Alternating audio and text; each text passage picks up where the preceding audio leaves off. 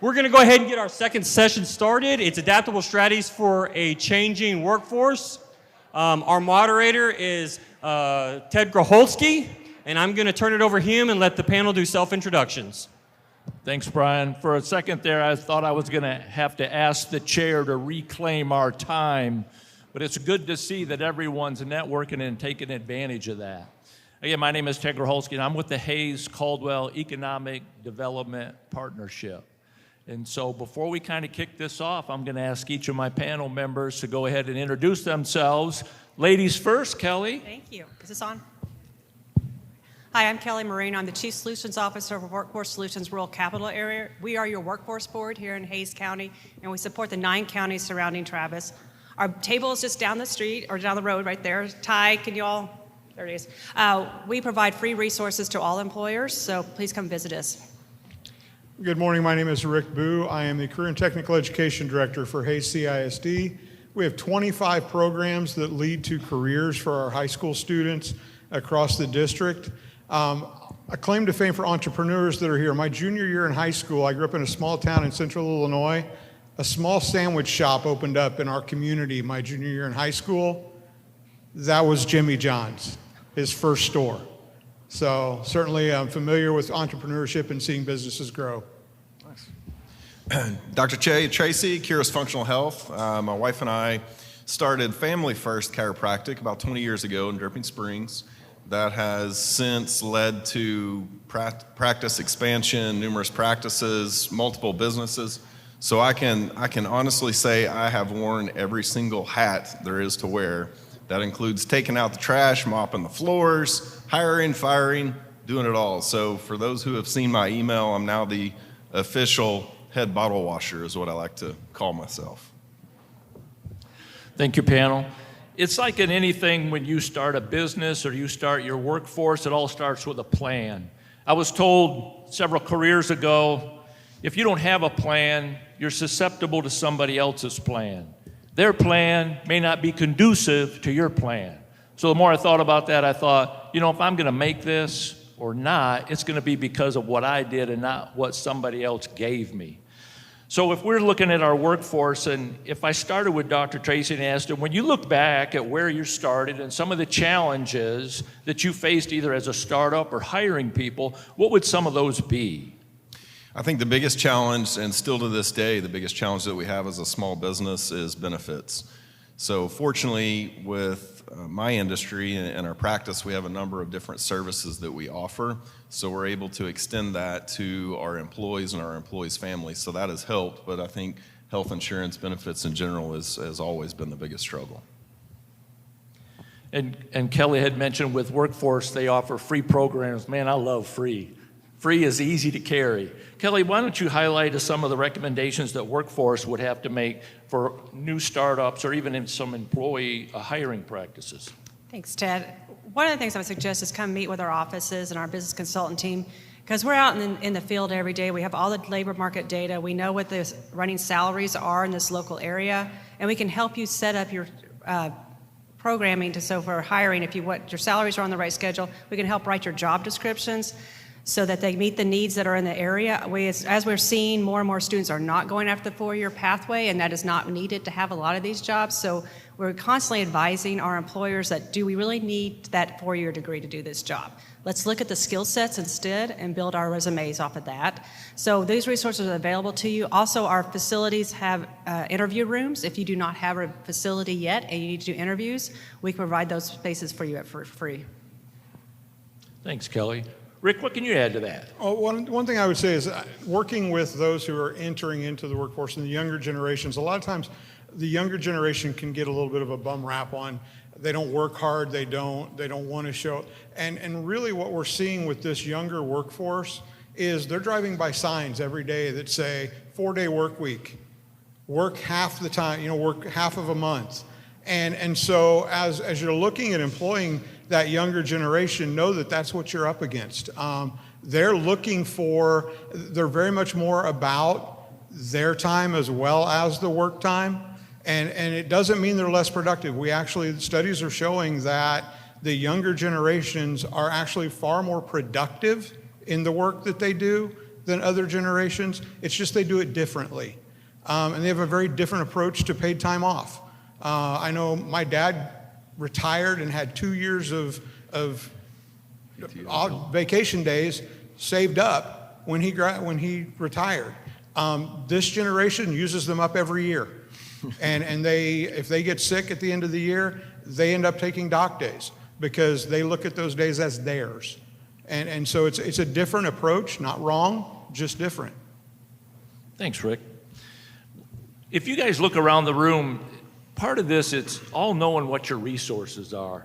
And so kind of putting this together, SCORE Mentor. So if you're a startup and you're looking for assistance, SCORE Mentor, you can actually get a mentor to help you through a lot of that process. I see the Better Business Bureau, also SBA, the Small Business Association, Splash Co-working, an incubator, and actually Bough opened the new Hive with the chamber. Yeah. So that's an area that you can go and get assistance. We're all about R&D, rip off and duplicate. Why reinvent the wheel? If somebody's been there, somebody's already done it, why not learn from them? BCL, the Business Community Lenders, done a lot with them throughout Hays County to refer in businesses. So if you have a business plan, remember I said it all starts with a plan, have someone look at that to make sure it's viable, it's equitable, and that you have planned for growth, and also someday at the end of the road, an exit plan. 1 Million Cups is another, through the Kauffman Foundation. That's where entrepreneurs and startups can come talk about amongst peers, and people that have been there, done that, they can talk about that program, what their plan is, what they see going forward, and then people can add their insight. So knowing what those resources are to the right and to the left of you could be a huge advantage. When we talk about developing our future talent, to me, looking around, man, it starts at the school. Those CTE programs, in our 2-county footprint just down Hays, Caldwell, there's over 100 certified career technical education certification programs throughout our schools. So if I was to defer to Rick, what do you see for local employer participation, and how do you see that integrating and being that community asset? Oh, absolutely, and I'll play off of something you said. There's a great movie, Pirates of Silicon Valley, about Steve Jobs and Bill Gates, and the quote both of them use in that is good artists copy, great artists steal. And that kind of playing off of what Ted was talking about, use what other people are doing and doing well. Now, what we do with our students go through a 4-year program of study, so they start their freshman year.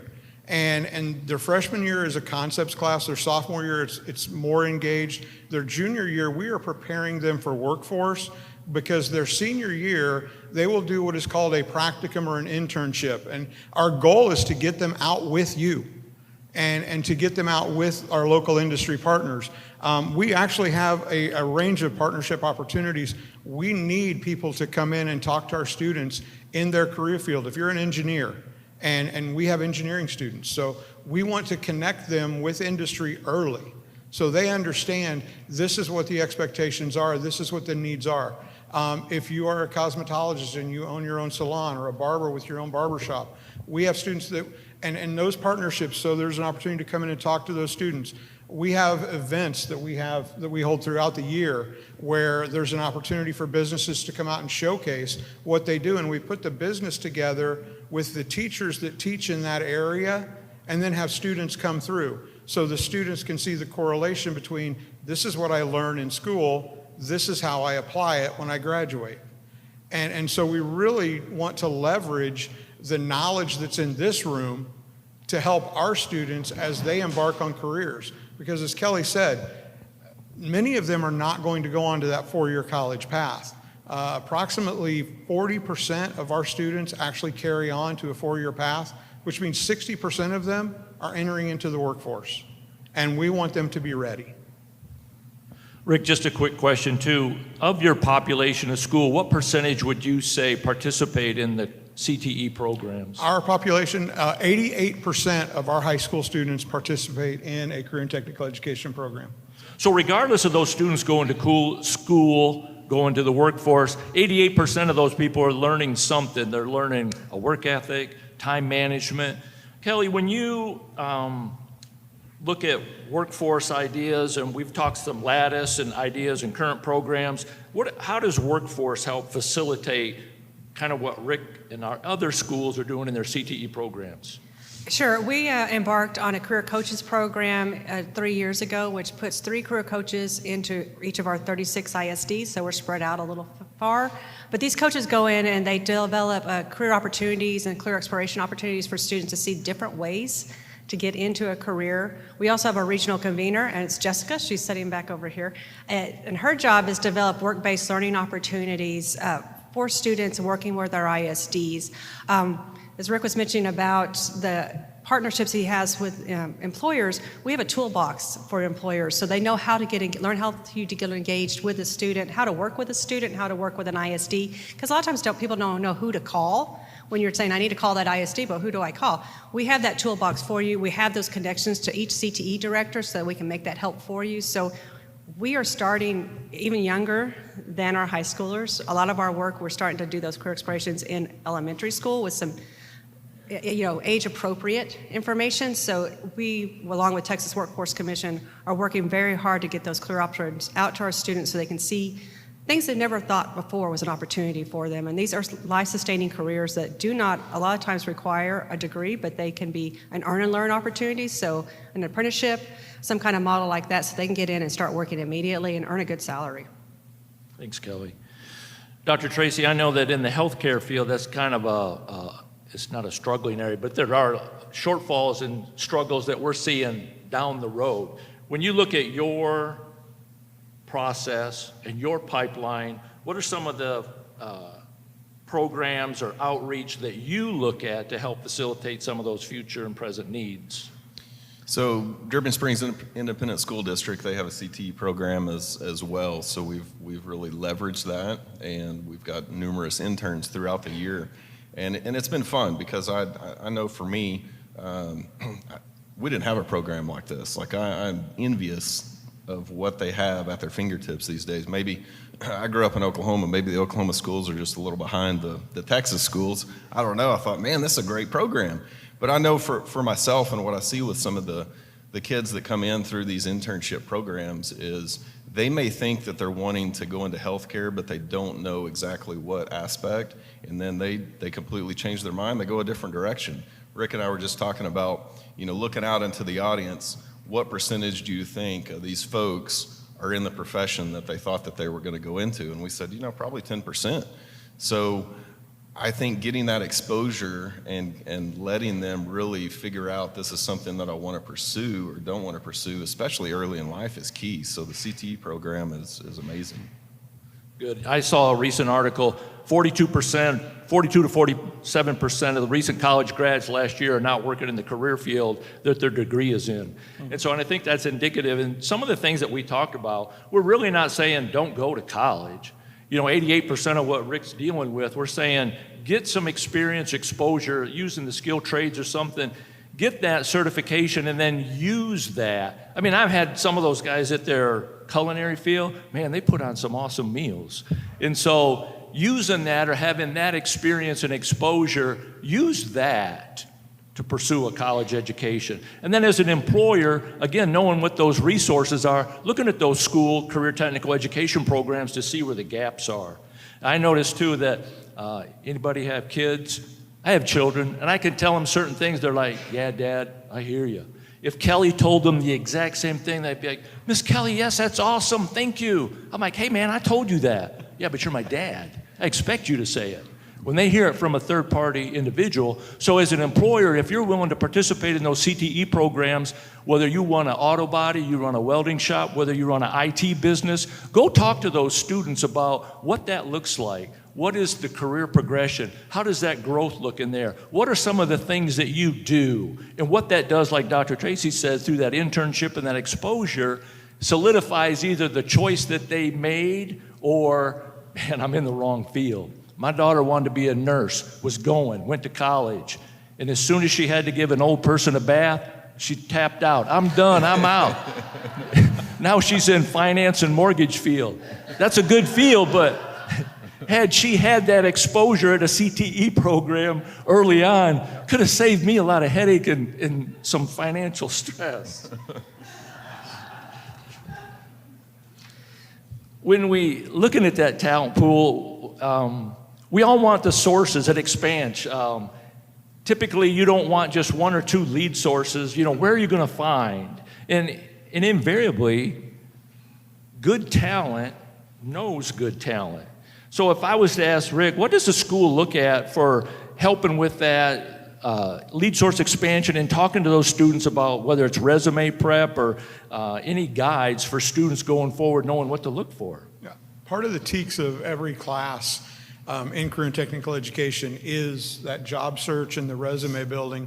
But one of the things we've done in the last year is we've actually partnered with somebody who's going to be up here shortly, Andre Sorrego, who is Moyle Enterprises, and utilizing AI, which we talked about in the previous session, in building resumes that actually get you in the door. And so we're working with him. He's actually come in and worked directly with our students to help them with their resumes, and our teachers and our counselors are also assisting them in that area as well. Thank you.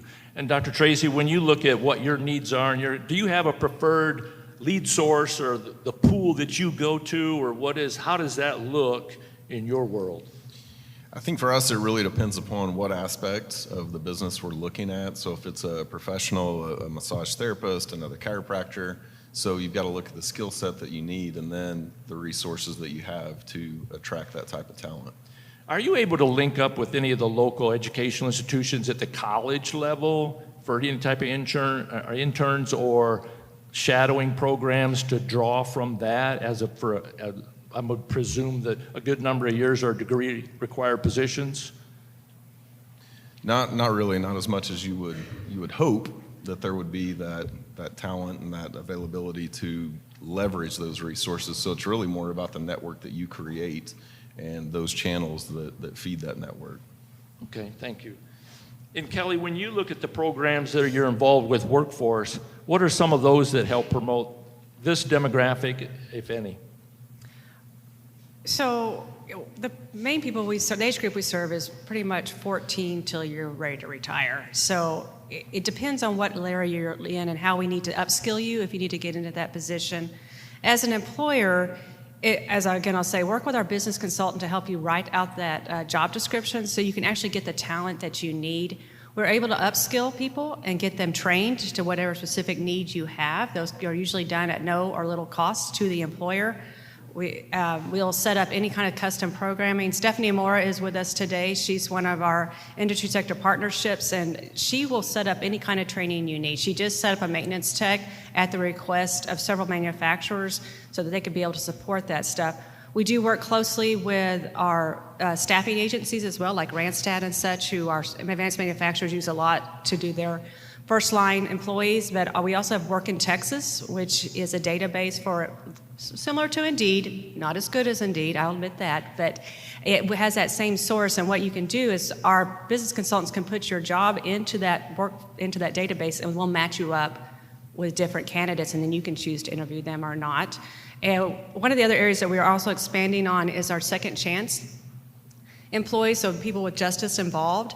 A lot of these people, when they come out, have training already because they've been trained in the system. They just need an opportunity. And we can help you work on that if you want to bring justice involved into your organization, how that looks. We can help you train your employees and the type of wording you need to say and to protect yourself. TWC has fidelity bonding up to $5,000 to help you protect you against if something happens with that employee. And it's at no cost to you. It's a very simple process, and we can help walk you through that. We also are looking for people over 50, as they're trying to go through a different career change. We have resources to put them in that career change process and get them upskilled to whatever you need. We're sitting at, 4.2 unemployment, I think was the last number that came through. So we're still in a great unemployment situation. Under 5% is solid. So it's competition for staff is very critical right now. It's very hard. So we want to work with you to get the right person in place and help you with retention. Yeah, and those are those non-traditional lead sources that we typically look at. I did see a statistic not too long ago that said 3 out of 4 people have a criminal record. Now, there's 4 of us sitting up here, and I will say I have been handcuffed, but I'll leave it at that. But my point in that is you never know if you're at the wrong place at the wrong time, and that doesn't necessarily mean that you're a bad person. I just want to get that out there. But you know, one of the other, Kelly mentioned the 50 and above. That's a huge resource when you look at, in our small office, there's 9 people that work there, and we have 4 different generations.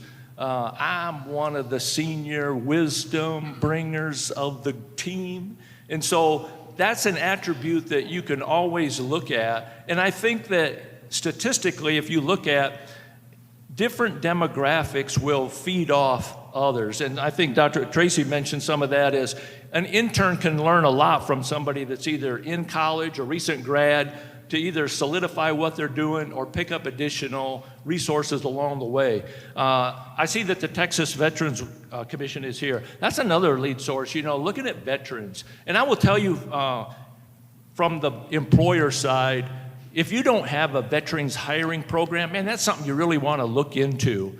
I will say this too, it's a different breed of person. Typically, I will tell you from experience, a large portion or percentage of people that get out of the service never had a job. The military was their only job. So typically when you sit there in an interview and if you ask them a question, they're either going to tell you a specific answer or yes or no. So it has to be a fact-finding, open-ended question. And I'll give you a quick example. I was working with Conway Trucking, and my contact said, Ted, we just hired this guy.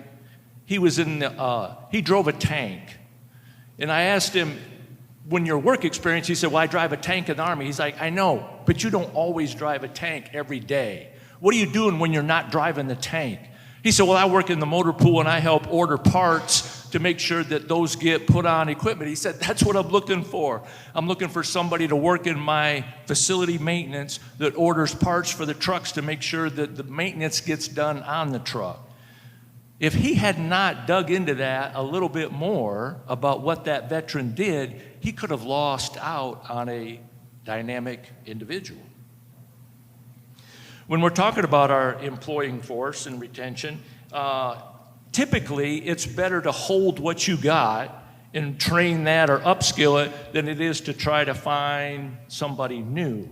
And then from the workforce development side, the conversations I typically have with employers is, hey, let's not keep dumping water into a bucket that has a bunch of holes in it. Let's fix the holes first and find out why people leave. And so if we look at our upskill and our training, if I was to go to Dr. Tracy and ask him, are you able to offer any training programs or upskill for your current workforce? Is that something that you're able to participate in? Absolutely. So I think depending upon the type of business that you're in, for me in particular, I'm encouraging them to go do the trainings, to get the certifications, to go to the conferences where they're getting motivated, they're coming back, they're sharing that experience with us, any kind of team building, leadership. But for me, the certifications, so now we just have that much more to offer in the office. So that's big for us to push them to expand what they know, what they do, go learn something new. Let's bring that back into practice so we can serve others. So absolutely. And that's something they can take with them wherever they go. So it's always a stepping stone moving up. Rick, from a staff angle there at the school, does the school district participate in any type of programs like that? Yes, we do. And Kelly, sitting next to me right here, is the one who has helped to coordinate through Workforce Solutions, teacher externships. And frequently one of the things we hear is teachers graduate from college and then they come into teaching and that's their last experience. And so they're teaching what they learned 20 years ago. And we know in industry we can't do that because industry is ever evolving. And that's where you all actually help us. We have 20 teachers who this summer are going to be participating in externships at businesses throughout the community. And that's with the partnership of Workforce Solutions, with the Bough Chamber. We partnered in the past with the Kyle Chamber on this. And getting those teachers out and actually spending a week in the workforce and learning what is happening today, so that teacher who is teaching architecture, for example, is learning, okay, we did this, a lot of drafting on paper, however, everything is now, we're using Revit. or whatever tool it is that industry is using at the time, they get exposure to that. Yeah, and that's an awesome program, and several of our chambers are doing that. You know, one of the things we talk about is, remember what I mentioned about the students have one or two influencers, a parent and a teacher. So typically we know in San Marcos, Friday night, tomorrow night, they're not going to be cruising Clovis Barker Boulevard to look to see what businesses are out there. So if we can get the teaching staff out in the community to say, here's what's in your backyard. Tell us a little bit more about how that works and some of the other upskill or training programs that Workforce is involved in.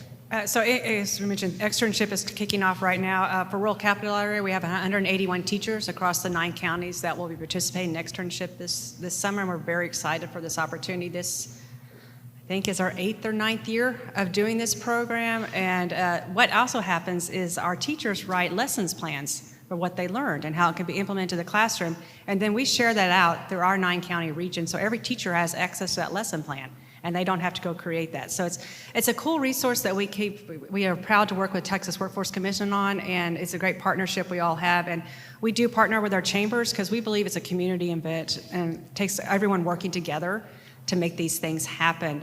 Another program that I mentioned earlier is our regional convening, that we have been designated the preliminary regional convener for the 9 counties from the Chae agency, which is TEA, TWC, and the Higher Education Coordinating Board. This gives us the opportunity to go out and build these work-based learning opportunities for students and for employers to work with and engage with our educational system. It doesn't mean you always have to have a student on site. There are different ways to do it. As Rick was mentioning, you can come in and talk to the students. If you have extra equipment that you would like to donate to the school, I'm sure the schools would love to have it. There's multiple ways, and we can help you get engaged with the ISD.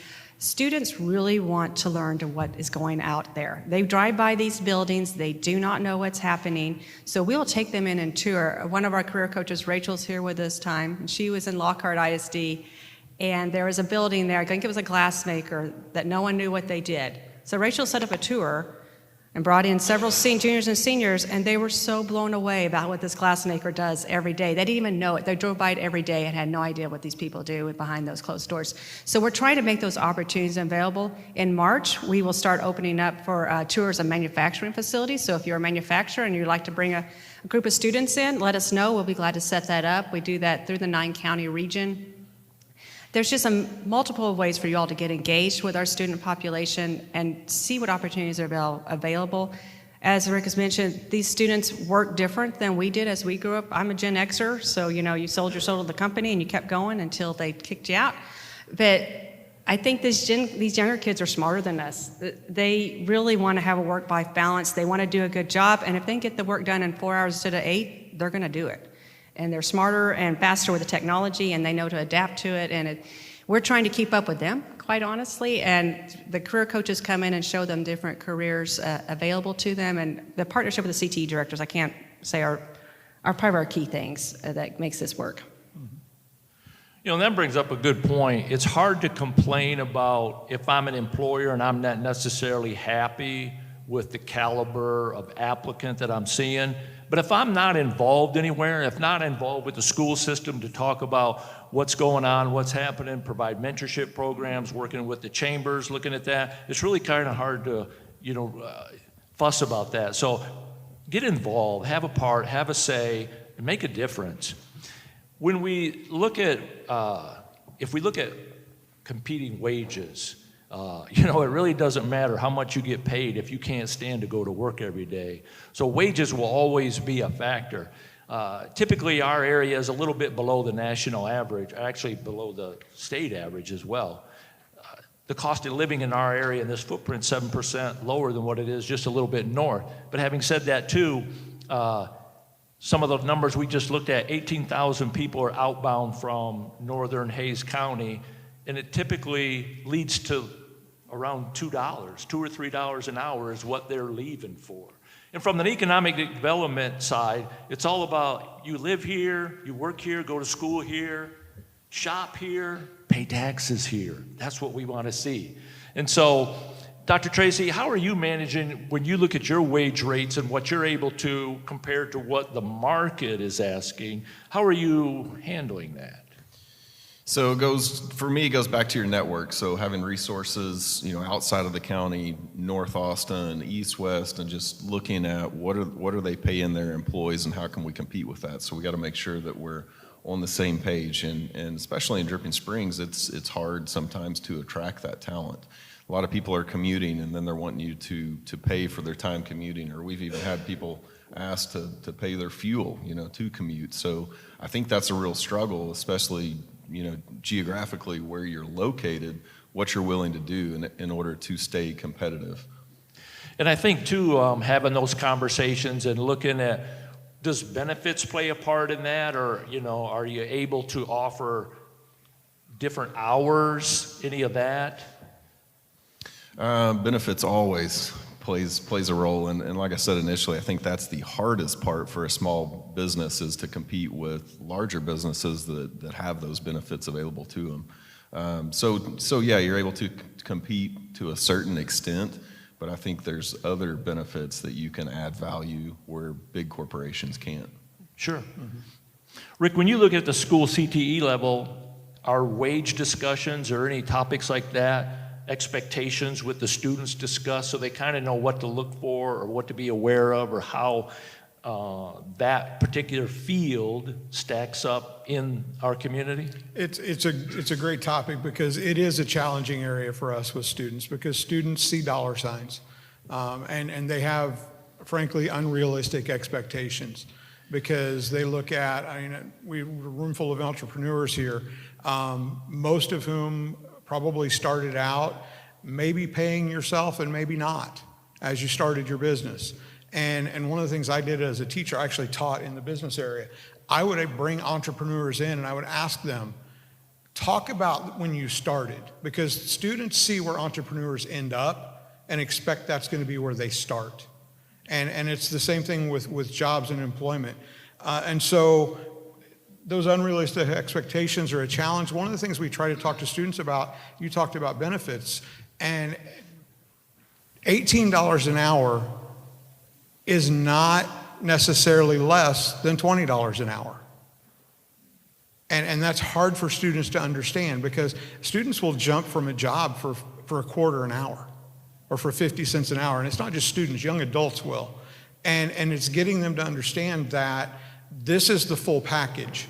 And so we do try in our classes to talk about, don't just look at dollars, look at benefits, look at PTO, look at all of the different elements that go into an employment situation. Look at taxes, look at all of those things, considering where you live. All of those things should play in, and we try to help them understand it. Thanks, Rick. And Kelly, does Workforce offer some of the tools and information to help make those determinations? We do. We have Reality Check Texas. It's an app that you can go do, and it will let you choose what kind of lifestyle you want. Do you want to live in Austin? Do you want to own a home? Do you want to have a car? Do you want children? And it goes through the entire exercise of what it costs, everything you would have, internet. Kids don't realize you have to pay for internet and their cell phones. It's crazy. I have two kids that just graduated. They're like, what? That's Bill. But I was with a group of students, high school students, and I had them do this exercise, and this one young lady came up that she could make $180,000 a year for her lifestyle. Well, the tool gives you options and careers that would get you that, and what kind of education level. Now, most of these were high level, either attorneys, medical or something that was going to take a lot of schooling, and she quickly readjusted her thought process because she was not on that pathway, which is fine. But it's a great tool. It's open to anybody. You can find it at Reality Check Texas anywhere. It's on our website if you would like to use it. We also have a app. TWC has an app for career exploration that you can put your interest in, and then it will take you to a series of careers that you might be interested in. And then it takes, and I don't know if everyone's familiar with ONET from the federal government, that will take you to all the different careers and show what kind of salary you make in your area. So if you know you want to live in Austin and live downtown, and that's going to cost you, $3,000 a month in rent, you need to make sure you're paying, how much you need to make to bring that home so you can have it. And we also have career lattices on our website based off different careers that starts at the top, or starts at the base level. So you'll be an entry level, what that salary is, what training is available that we'll pay for you, and then you just step yourself down. The last one we just loaded was semiconductor processing tech. So it starts at the very beginning of a processing tech at the semiconductor and then goes all the way to a double E. And it just shows you every step you have to do to get to that level. So the tools are out there. If you can't find them, let us know. We'll send them to you directly. But there's a lot of resources already out there. We just need to use them and get them out to our students so that they need what's it. And I'll have to say on that Reality Check Texas, I'm kind of doing that for retirement too, just so it's on the flip side instead of starting your career.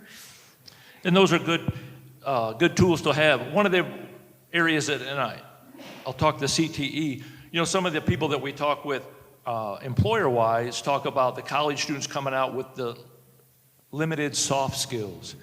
CTE programs, they're learning that. So typically those people that aren't, that 22%, 18% that's not participating in the CTE may not have those soft skills. They're trying to get that their freshman, sophomore year of college, so they're already behind the curve. So hats off to doing that. And then too, as I kind of mentioned, Kelly mentioned SOC, your standard occupation codes. If employers will look at their job descriptions and qualifications and kind of match those up with those standard occupation codes, you can go in and use those tools that Kelly mentioned and really look to see what the beginning wage, medium, and high-end wages are for those positions. So again, it's all about using the tools that you have readily available. And as she mentioned, they're free. I love free. The previous panel talked a little bit about AI, and I saw, man, everyone's hand kind of went up. I will say, though, when Ms. Palmer mentioned Google, I Bing, okay? If you're smart, you'll be Binging stuff and not messing around with Google. That's just me. But when you look at AI, it can do a lot. And so I would ask Dr. Tracy, have you seen that creep into your operation or procedures or anything dealing with yours right now? Absolutely. I'm fascinated by AI, so I dipped my feet into ChatGPT, and now I see myself using it more and more. What's interesting, speaking to high school students, no one was talking about AI, and I said, look, we need to be telling these students they need to be aware of AI and basing their future on how that may affect the career that they choose. For example, my oldest was looking at radiology. She wants to be a radiologist, and I said, no, you need to look at something more specific, maybe interventional radiology, something that AI is not going to have the capability to take over. And now I find myself, there's a lot of different AI platforms. We've got an AI platform I can upload x-rays, and it's given me the report. Blows my mind.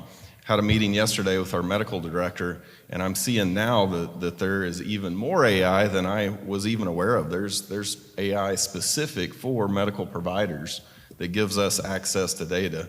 I mean, stuff that should have happened years ago, we're putting in prescriptions, medications, how they may interact together, and AI is spitting that out. Blood work, lab panels, putting that into AI, and it's giving diagnoses and recommendations as to what they can do. So AI is just getting started, and it's really fascinating to me, the potential that it has, and I think we've all got to be aware of it and how it's going to affect our business. Rick, when you look at the school, has they, either at the CTE or at the school in itself, looked at any areas that they could implement or look at AI to be a factor? Well, I can promise you that our students have. Because it gets used a lot in the English classes and in a lot of the courses that we have. And to me, with all technology, the key, you can't bury your head in the sand and pretend it doesn't exist. And as educators, a lot of times we just like to say, no, you can't have your cell phone, or no, you can't use AI. The reality is, our responsibility is to teach our students for the world that they are going to live in. And if we're going to teach our students for the world that they're going to live in, then we need to teach them how to use it appropriately.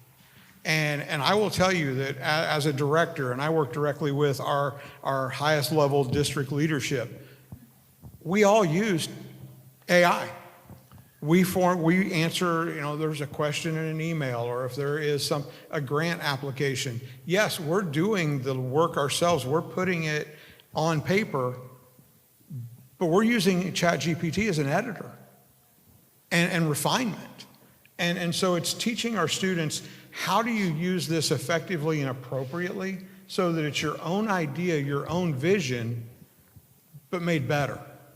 And so I think that AI is here to stay. I mean, I love the applications that you're seeing, and it's something that we're going to have to look at integrating more into our career and technical education programs so our students are aware of that and have the ability to work with it when they come out.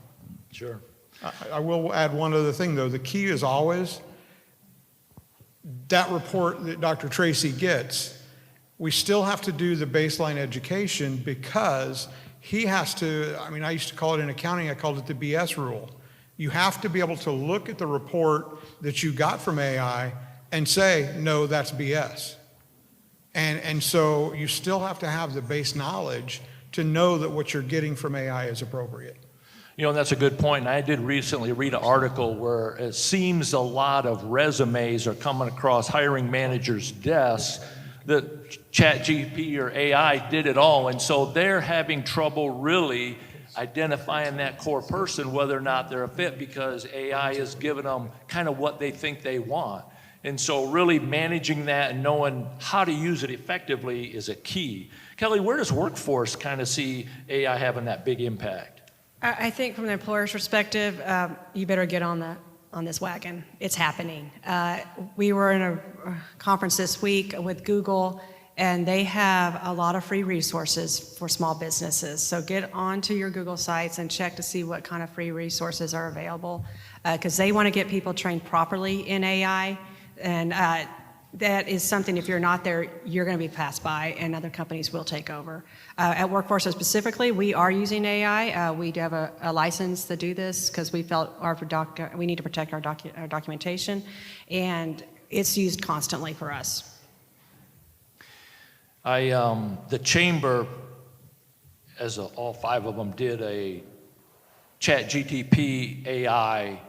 And I've probably set in on probably a good at least three previously. But man, this guy that was doing this one, and I would recommend that you would go to your chamber website or reach out to them to see if they still have that link, and I think it was a downloadable.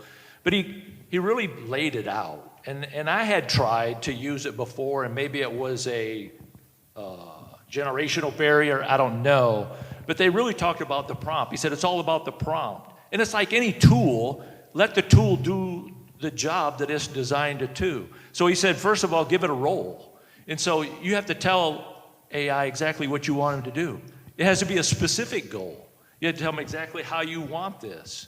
And then it has to be, what restrictions are you going to give it to me in the layman's terms or the lowest common denominator that you can so I can understand it, and then format it. And so if you'll follow those kind of general rules, then AI could be a huge benefit to you.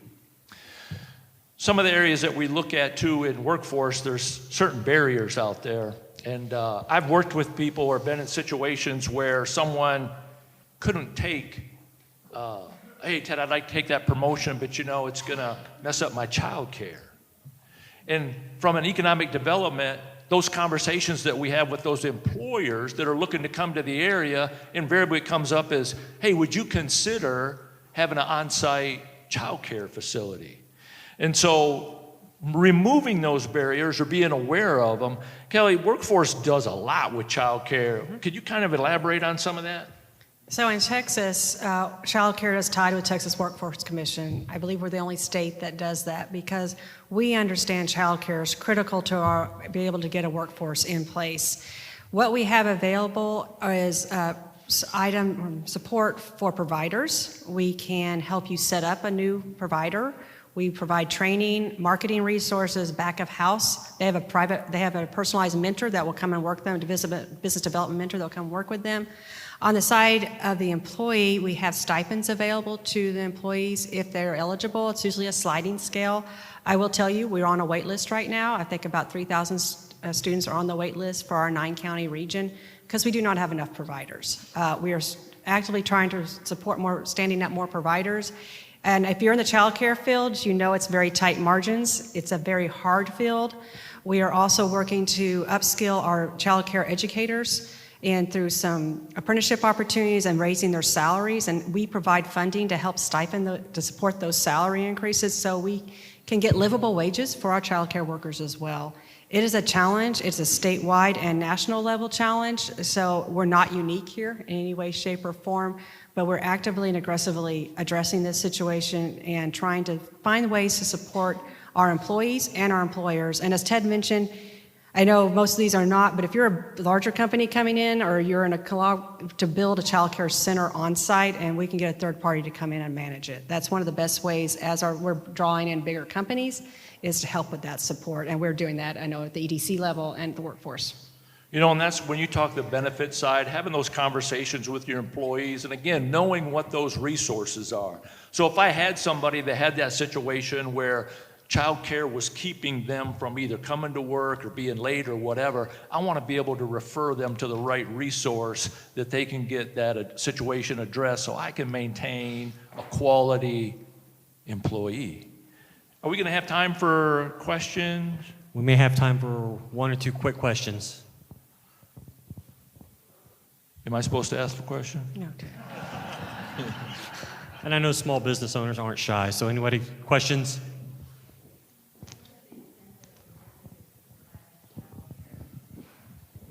What would be an incentive for a business to help with that child care situation? Well, retention. And also draws other quality employees to you. What we've seen is if an employer has prioritized child care as one of their benefit packages, and it can even be working with a child care provider and saying, we're going to subsidize 5%, or pick a number. That retention and then other people talk and say, this company really wants to be here for you as an employee, they bring in higher quality staff for that employer.